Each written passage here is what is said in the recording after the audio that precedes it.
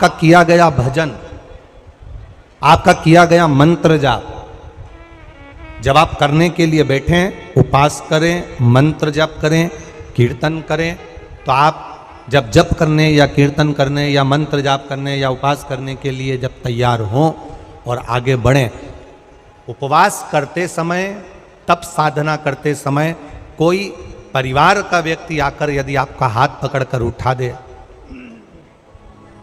या आपको अपशब्द कहे, तो ये श्रेष्ठतन नहीं हो। आप करो पशुपति व्रत,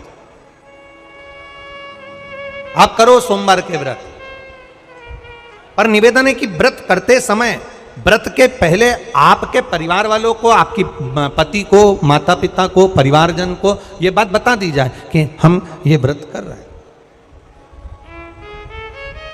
क्यों? उसका कारण केवल इतना सा है कि जब हम ये परिवार वालों को बता देंगे कि हम व्रत कर रहे हैं, तो आपके व्रत में कोई टोकने वाला नहीं रहेगा, आपके व्रत को कोई रोकने वाला नहीं रहेगा, और आप निष्कपट भाव से भगवान की अविरल भक्ति को धारण कर सकते हो। निष्कपट भाव से भगवान के भजन को धारण कर सकते। इतना सुंदर वर्णन किया गया है महामृत्युंजय मंत्र का। यदि हम किसी ब्राह्मण से अनुष्ठान करवा रहे हैं, महामृत्युंजय मंत्र का यदि हम किसी ब्राह्मण से अनुष्ठान करवा रहे हैं, शिव महापुराण की कथा कहती है, अनुष्ठान पत्नी करवा रही है या पति करवा रहा है, सास करवा रही है या ससुर करवा रहा है, घर का जेठ करवा रहा है या जेठानी करवा रही है, शिव महापुराण की कथा कहती है, जितने लोग आपके घर में रह रहे हैं, जितने लोगों के साथ आप 24 घंटे घर के अंदर रह रहे हैं, जब हम पशुपति व्रत करें या महामृत्युंजय का अनुष्ठान किसी ब्राह्मण से करवा रहे हैं या मंदिर में हम अनुष्ठान करवा रहे हैं, तो भी हमारे चित्तवृत्ति से हमारे परिवार वालों को ये मालूम होना चाहिए कि मैंने उन ब्राह्मण के द्वारा अपने परिवार के हित के लिए, अपने बुजुर्ग के हित के लिए, अपने घर के हित के लिए मैंने महामृत्युंजय का अनुष्ठान करवाया है। उसका पुण्य 4 गुना बढ़ता है, जिससे घर के लोगों में कोई विस्मयता उत्पन्न ना हो।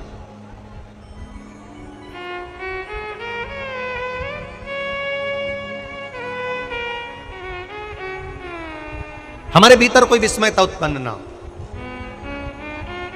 हमारे मन के भीतर कोई भेदभाव उत्पन्न ना हो। और हम तो यहां तक कहेंगे, आप अगर शंकर जी के मंदिर में जा रहे हो, 1 लोटा जल चढ़ा रहे हो, शंकर जी के मंदिर में पहुंचकर 1 लोटा जल समर्पित कर रहे हो, तो भी आपके घर के लोगों को मालूम होना चाहिए कि ये पास वाले शिव मंदिर में गई है, मेरे पास के मंदिर में मेरा घर का बच्चा शंकर जी को जल चढ़ाने गया है, मेरा पति पास के मंदिर में शंकर भगवान को जल समर्पित करने के लिए गया है। ये घर के लोगों को ज्ञात होना चाहिए।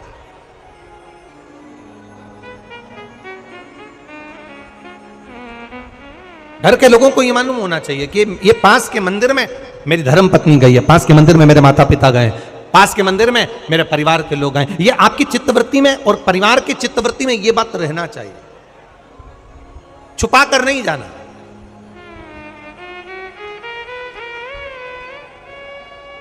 छुपा कर भगवान के मंदिर में नहीं जाना, छुपा कर पशुपति व्रत नहीं करना। महाराज, शिव महापुराण की कथा वर्णन करती है कि आप भगवान का अगर कोई व्रत, कोई साधना, कोई नियम ले रहे हो, माना आपने कोई व्रत करा, कोई करी, पर घर के लोगों को वो ज्ञात होना चाहिए कि ये मंदिर तक जा रही है, ये पशुपति व्रत कर रही है, आराधना कर रही है।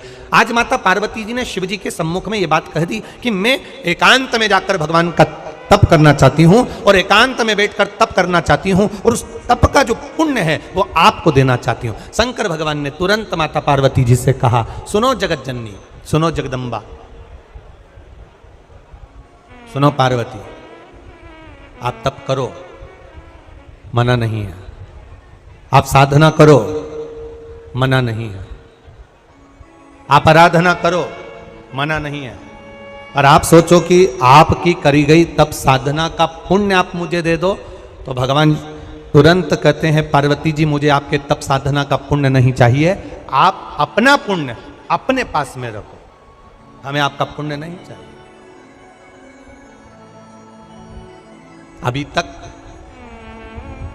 जितनी शिव महापुराण की कथा हुई, उस कथा में आज तक ये बात नहीं निकली जो आज आप लोगों के बीच में इस भोपाल नरेला विधानसभा में जो कथा चल रही है, इसमें ये कहना चाह रहे हैं। बड़ा ध्यान लगाकर सुनना। आप अगर 5 महीने तक, 6 महीने तक, 3 महीने तक, 2 महीने तक, 15 दिन, 20 दिन, 1 महीना, 1 साल, 2 साल, 8 साल, 4 साल अगर आपने शंकर भगवान को जल चढ़ाया है, तो शिव महापुराण की कथा यहाँ तक कहती है कि आपके घर में अगर कोई व्यक्ति बहुत दयनीय स्थिति में पड़ा हुआ है, हॉस्पिटल में पड़ा हुआ है, कोई तकलीफ में पड़ा हुआ है, कोई कष्ट में पड़ा हुआ है, तो आप जब भगवान शिव को जल समर्पित करो तो बाबा से ये विनती कर कर भी जल समर्पित कर सकते हो कि मेरे परिवार का एक व्यक्ति, उसका ये साथ में ये हो गया और वो हॉस्पिटल में पड़ा, उसका नाम ये है, गोत्र ये है। बाबा, हमने जो तप साधना करी है, हमने जो इतने महीने तक आपको जल समर्पित करा है, हमने जो बेलपत्र समर्पित करी है, मेरे बाबा आज स्वीकार करना।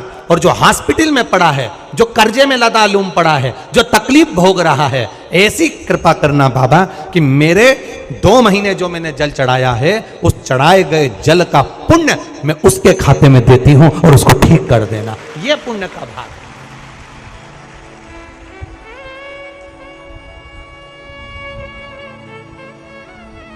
ये पुण्य का भाग है। आप अपना पुण्य भी किसी जीव के कल्याण हेतु दे सकते हैं। अब किसी ने एक बार ये कथा सुनी और कथा सुनकर कहा, महाराज जी आप कहते हो कि शंकर जी पे चढ़े हुए जल का पुण्य भी हम किसी को दे सकते हैं क्या? शंकर जी को चढ़े हुए जल का पुण्य क्या किसी को दिया जा सकता है? क्यों नहीं दे सकते? क्यों प्रदान नहीं कर सकते?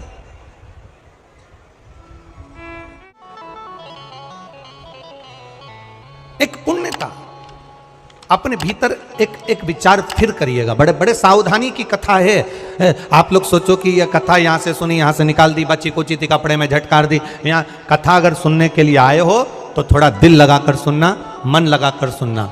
हो सकता है एलईडियाँ थोड़ी बंद चालू हो, मना नहीं है, पर माइक की व्यवस्था आपके पास में है तो दिल लगाकर सुनो। जहाँ मौका मिल जाए वहाँ बैठकर अपना चित्त लगाकर सुनना, क्योंकि 3 घंटे में से केवल 2.5 घंटा आपको प्राप्त होता है। बाकी का पूरा समय आप लोग यहाँ सुबह 6 बजे से रात को 3 बजे से 4 बजे से इस कथा का इंतजार करते हो। शायद दुनिया की पहली कथा होती है शिव महापुराण की कथा, जिसको लोग रात को 4-4 बजे से 3-3 बजे से जगह संभाल कर बैठकर कथा सुनते हैं। तपती हुई धूप, भयंकर गर्मी, 2 किलोमीटर दूर तक पैदल चलकर आना और बैठने के लिए इतना 8-8, 9-9 पंडाल लगाए घर पर, 9-9 पंडाल भी फुल हैं। उन पंडालों में जगह नहीं। धूप में छाता पकड़ना, चादर पकड़ना, साड़ी पकड़ना और उसको पकड़कर बैठे रहना। तपती हुई धूप में जहाँ तहाँ बैठकर कथा सुनना, ये दुनिया की पहली कथा है जिसको लोग कभी भूल नहीं पाएंगे कि इतनी धूप में भी लोग कथा सुन सकते। इतनी धूप, इतनी गर्मी, और केवल एक जगह नहीं, जहां शिव महापुराण की कथा का रसतत्व होता है वहां लोग इंतजार करते हैं 3-3 बजे तक। इसको छूटने मत देना। ग्रहण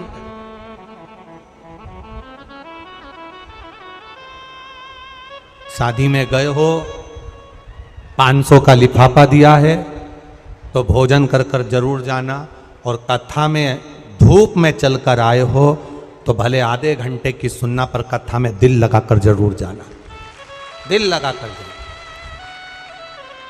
चित्त लगाकर। आप अगर 1 लोटा जल भगवान शिव को समर्पित कर रहे हो, आप एक बेलपत्र भगवान शंकर को समर्पित कर रहे हो, आप एक शमी का पत्ता भी भगवान शंकर को समर्पित कर रहे हो, आप भगवान शंकर का पंचानंद स्नान करा रहे हो, आप भगवान शंकर के मंदिर का शिखर दर्शन कर रहे हो, आप भगवान शंकर के मंदिर में जाकर झाड़ू लगा रहे हो, पोछा लगा रहे हो, सफाई कर रहे हो, तो भी तुम्हारी चित्तवृत्ति में रहना चाहिए कि जब किसी पर दुख की घड़ी आए, किसी पर तकलीफ आए, किसी पर कष्ट आए, हमारा करा गया पुण्य हम उसके खाते में दे सकते हैं। हम अपने पुण्य को दूसरे के खाते में प्रदान कर सकते हैं।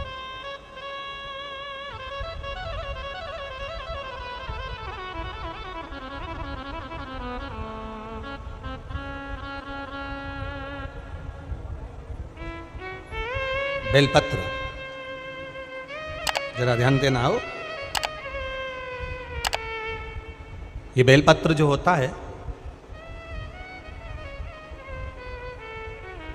इस बेलपत्र पर कभी कभी आपने देखा होगा कि कई लोग बीच वाले पत्ते पर चंदन लगा देते हैं। ये जो बीच का पत्ता होता है, इस पर लोग चंदन लगा देते हैं। शिव महापुराण की कथा कहती है, अगर भूलवश भी अनायास आपके पास बेलपत्र भी नहीं है, शिव जी का चढ़ा हुआ बेलपत्र भी अगर आपने उठा लिया और उठाकर उस बीच वाले पत्ते पर एक चावल का दाना रखकर भी आप भगवान भोलेनाथ को समर्पित कर रहे हो, तो ये समझ लेना कि तुमने महीना, 2 महीना, 4 महीना, 6 महीना, 8 महीने में, हम तो हमेशा कहते आए हैं, आज फिर कह रहे हैं, 1 महीना पूरा हो जाए जल चढ़ाते, 2 महीना पूरा हो जाए जल चढ़ाते, 3 महीना पूरा हो जाए, 4 महीने पूरे हो गए, 6 महीने पूरे हो गए, या आपका साल भर पूरा हो गया, प्रयास करा करो एक पत्ते पर एक चावल का दाना रखकर शिव जी को समर्पित करना। क्यों? जो तुमने पूर्व में जल चढ़ाया है, वो चावल का दाना अक्षय, उसको अक्षत माना जाता है, अक्षय माना जाता है। मतलब तुमने अभी तक जो जल समर्पित करा है वो कभी समाप्त तो नहीं हो सकता, उसका पुण्य तुम्हारे खाते में चले गया, अब तुम उसको किसी को भी प्रदान कर सकते।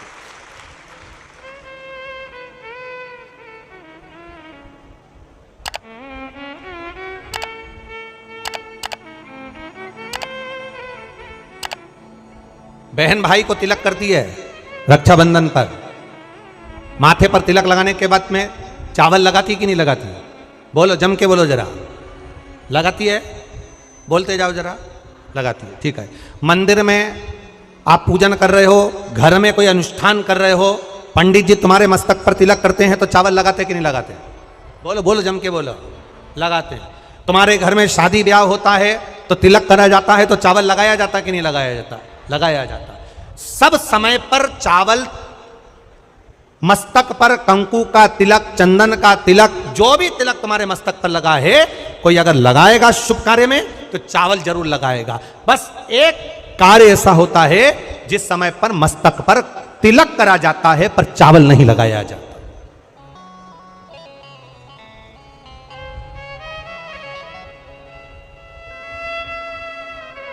एक समय ऐसा होता है जिस समय तिलक करा जाता है पर चावल नहीं लगाया जाता। चावल का मतलब है अक्षय, मतलब बार बार भगवान ऐसा मौका लाए, बार बार भगवान ऐसी कृपा करे कि तुम ऐसा अनुष्ठान करते रहो, पुण्य करते रहो, सत्कर्म करते रहो, 16 सोमवार के व्रत करते रहो, चतुर्थी के व्रत करते रहो, तुम छठ की पूजन करते रहो, तीज का व्रत करते रहो, सोमवार का व्रत करते रहो, तुम्हारे घर में हमेशा ऐसे शुभ कार्य होते रहे। केवल अक्षय, अक्षत एक जगह पर नहीं लगाया जाता। कब नहीं लगाते अक्षत को? मस्तक पर तिलक करते समय अक्षत कब नहीं लगाया जाता? केवल एक समय पर। कब? जब घर में कोई शांत हो जाता है और शांत होने के बाद जब मस्तक पर पगड़ी का क्रम होता है, उस पगड़ी के क्रम पर तिलक तो लगाया जाता है पर चावल नहीं लगाया जाता। भगवान से प्रार्थना करते हैं ये बार बार मौका मत देना, जो हो गया उसको समाप्त, ऐसा मौका बार बार ना दीजिएगा। हाँ, पगड़ी पर से उठ गए, अच्छा काम करने के लिए मंदिर जा रहे हो, स्थान छोड़ने के बाद अब तिलक लगाओ और उसमें चावल ढेर सारा लगाओ, कोई मना नहीं। पर अक्षय, उस अक्षत की महत्वता को समझना कि उसको बारंबार प्राप्ति ना हो, ऐसे कार्य की प्राप्ति ना हो, अच्छे कार्य की प्राप्ति, श्रेष्ठ कार्य की प्राप्ति, शुभ कार्य की प्राप्ति। अगर मौका मिले तो एक बार भविष्य पुराण, और एक बार मौका मिले तो कुर्म पुराण, और एक बार मौका मिल जाए तो नंदी पुराण, ये 3 पुराणों का स्मरण करना, इसमें आपको अक्षत की महत्वता प्राप्त हो। भविष्य पुराण, कुर्म पुराण और नंदी पुराण, इन 3 पुराणों में आपको अक्षत की महत्वता प्राप्त होगी कि चावल की महत्वता क्या है। एक चावल का दाना जब अशोक सुंदरी वाली जगह पर चढ़ाया जाता है, एक चावल का दाना अशोक सुंदरी वाली जगह पर चढ़ाया जाता है। हम माताओं से हमेशा कहते हुए आए हैं, आज फिर निवेदन करेंगे, जिस माता के गर्भाशय में गांठ हो गई हो, जिस माता के गर्भाशय में गठान पड़ गई, अक्षत, एक चावल का दाना, गर्भाशय में गांठ हो गई, डॉक्टर को दिखाया, गर्भाशय में बच्चा दानी के अंतर्गत गांठ पड़ गई, गर्भाशय में गांठ पड़ गई, बड़ी तकलीफ की जिंदगी जी रही है, डॉक्टर कह रहे ऑपरेशन करवाओ, डॉक्टर कह रहे ऑपरेशन करवाना पड़ेगा। एक बार मेरे भोलेनाथ पर जल चढ़ाना प्रारंभ करो, एक चावल का दाना। अशोक सुंदरी की, अशोक सुंदरी की जगह मालूम है ना सबको? अरे बोलो, अशोक सुंदरी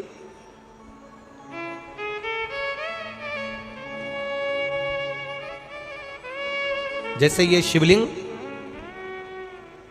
ये जलाधारी गोल माता पार्वती जी का हस्त कमल, यहां से जो जल बहता है, इधर गणेश जी का सीधे हाथ पर स्थान, इधर कार्तिकेय जी का स्थान, बीच में मोटी सी एक लाइन होती है शिवलिंग के सामने, वो अशोक सुंदरी का स्थान। कई बार वहां सांप बना होता है, कई बार अशोक सुंदरी का स्थान बना होता है। ये शिवलिंग, पार्वती जी का हस्त कमल, गणेश जी का स्थान, षडानंद कार्तिकेय जी का स्थान, बीच में अशोक सुंदरी का स्थान। ऊपर से जो बूंद बूंद पानी गिर रहा है वो शंकर भगवान की 5 लड़कियां, जया, विषहरा, शामरीबारी, दौतली और देव, ये शंकर जी की 5 बेटियां ऊपर से जल गिरा रही। तो अशोक सुंदरी वाली जो स्थान होता है, जब आपके गर्भाशय में या शरीर में पुरुष हो, स्त्री हो, जिसके पूरे शरीर में कहीं पर भी गांठ पड़ गई हो और गल ना रही हो, एक चावल का दाना अशोक सुंदरी वाली जगह पर चढ़ाना प्रारंभ करो, शिव जी पे जल चढ़ाना प्रारंभ करो, उस जल का आचमन करना प्रारंभ करिए। आप 3 महीना, 4 महीना, 5 महीना करते रहो, उसके बाद जांच जरूर करवाना हॉस्पिटल में जाकर कि गांठ गली कि ना गली। पर विश्वास रख, भरोसो दृढ़ इन चरणन करो, श्री वल्लभ नक चंद्र छटाबिन सब जग माही अंधेरो। भरोसा मूर्ण होना चाहिए, भरोसा मूल हो। हमारा अगर विश्वास नहीं है तो फिर भगवान भी नहीं है। मानो तो मैं गंगा मां हूं, ना मानो तो बहता।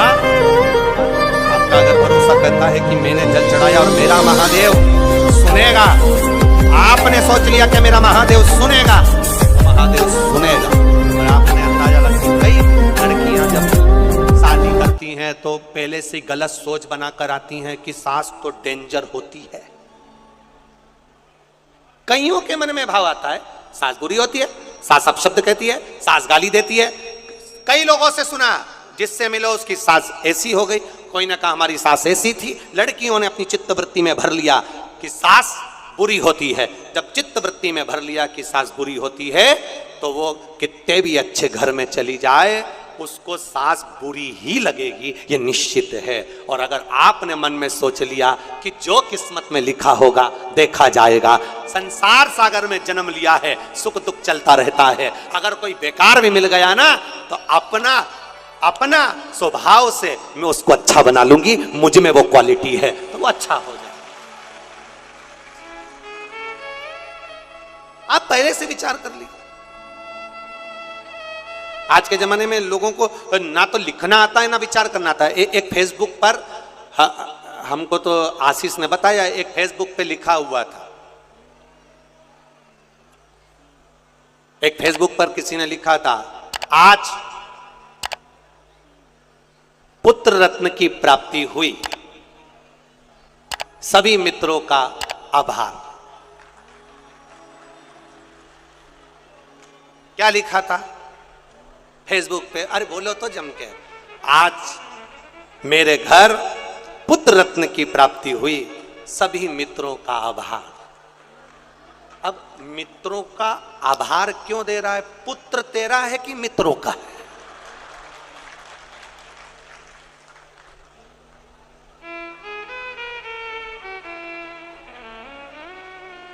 बोलो, जम के बोलो। लिखना चाहिए ऐसा, पर स्मरण नहीं है, चित्तवृत्ति में नहीं आया है, ये आना चाहिए।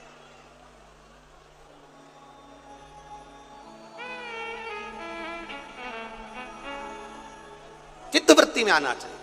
आप क्या कर रहे हो, आप क्या प्रदान कर रहे हो, क्या लिख रहे हो, क्या बोल रहे हो, आपकी चिदानंद वृत्ति में यह आना चाहिए कि आप क्या कर रहे हो। आज मेरे यहां पुत्र रत्न की प्राप्ति हुई, सारे मित्रों का। क्या लिखा है तुमने, क्या प्रदान किया तुमने, विचार करो।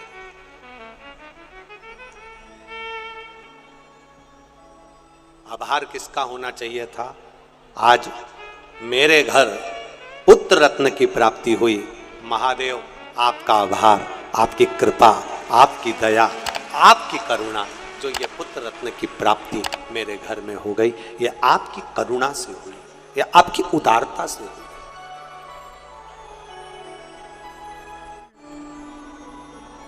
ये आपकी करुणा है, ये आपकी उदारता है।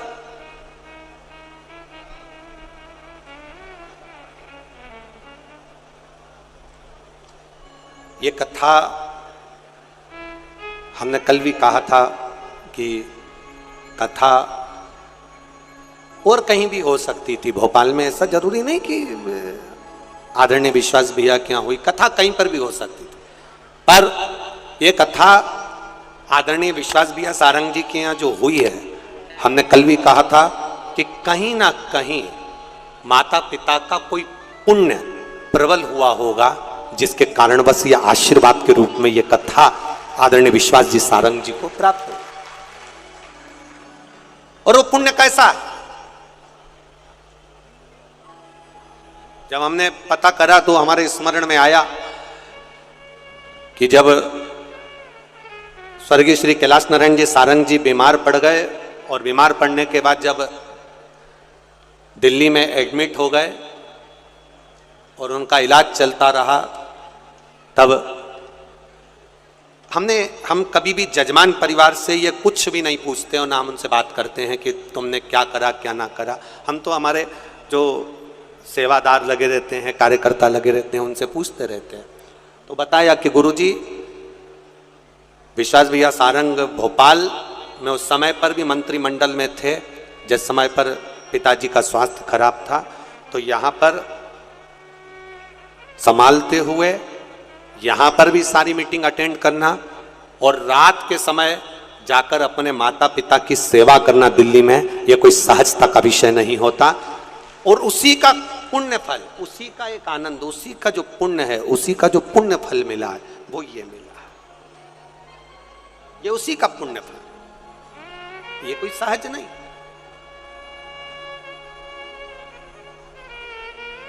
इतनी शिव महापुराण की कथा करी, पूरे भारत में करते रहते हैं, पर पहली शिव महापुराण की कथा ऐसी हुई है जिसमें रेलवे स्टेशन पर भी भक्तों को लाने के लिए बस लगाई गई।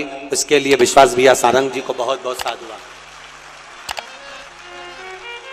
आज तक जितनी कथा हुई, उस किसी कथा में कहीं पर भी रेलवे स्टेशन से कथा स्थल तक लाने के लिए भक्तों के लिए बस नहीं लगी, पर पहली कथा ऐसी थी जिसमें भोपाल के रेलवे स्टेशन से भक्तों को यहां तक लाने के लिए बसों को निःशुल्क चलाया गया। एक बार जोरदार ताली बजा, बहुत बहुत साधुवाद, बहुत बहुत साधुवाद।